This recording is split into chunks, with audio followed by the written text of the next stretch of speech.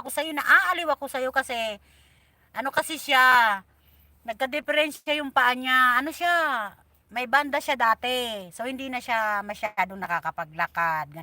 So, nag-whitey daw siya para ma-enjoy siya. So, lagi siyang nasa LS ko. Tawa siya ng tawa sa akin noon. Ngayon, wala na akong alam. Oo. Agoy, agoy huli pero hindi kulong outside. Oo, napagalitan daw siya. Tapos, ito pa, Chong Ryan.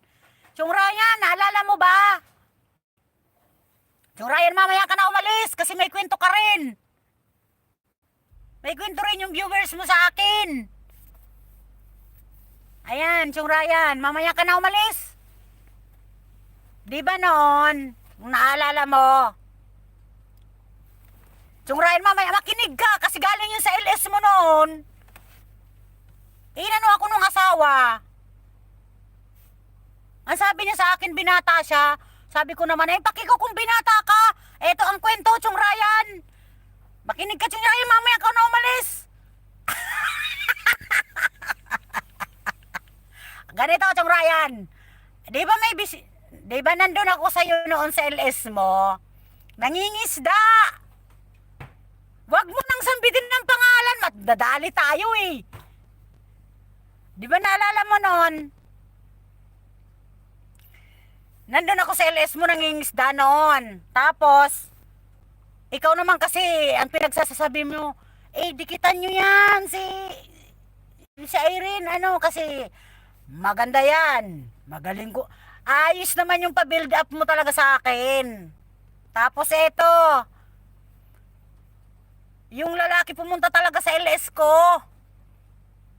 Totoo nga. Sinasabi ni Chong Ryan, maganda, ganun ganyan. Inayudahan ako. Inayudahan talaga ako nung Chong Ryan. Tapos, kahit nagsisimba, nasa LS ko, panay ang comment, sabi, host, nandito ko sa simbahan, hindi kita matiis. Wow! Pangrimate, yung mga banat.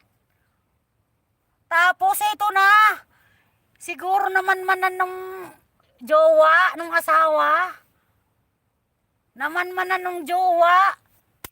Pumasok sa akin yung jowa. Ang sabi pa naman sa akin, ito na. Sabi ng babae, ikaw po ba si Irene? Sabi ko, ako po. Bakit? Sabi ko, bakit?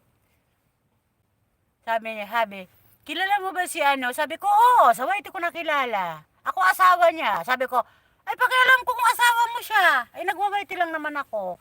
Pero napasok po siya. Napasok. Pagsabihan mo asawa mo ha. Wag ako. Kasi ako nagwa-white lang naman ako. Ayun. Kung ano-anong ginagawa, sabi ko, bantayan mo. Baka madali lang iba. Ayun, hindi na pumasok sa akin.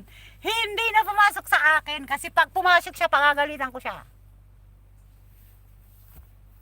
Huwag ka papasok-pasok sa akin. At wala akong kalam-alam. Hindi mo alam. Nagpakilala siya. Anong pakialam ko kung kasawa ka? Nag-i-LS lang naman ako, no? Ba't kayong mga nagagalit? Kaya guys, Diyos ko, grabe experience ko sa pag-white. Ang daming galit sa akin. Tapos ito pa. Nung time na nag-uumpisa ako, talaga grabe. Matunog ang pangalan ko. Kasi akyaters ako nung araw. Ito pa. Wala akong akala nila. Hindi ako. Ako guys, mahilig ako mang-snipe ng mga LS. Putragis na yan, oh. Sabi nung isang viewers, kung gusto nyo ng lalaki doon kayo sa LS ni Irene Shirley Channel, ang daming papa doon. Wow!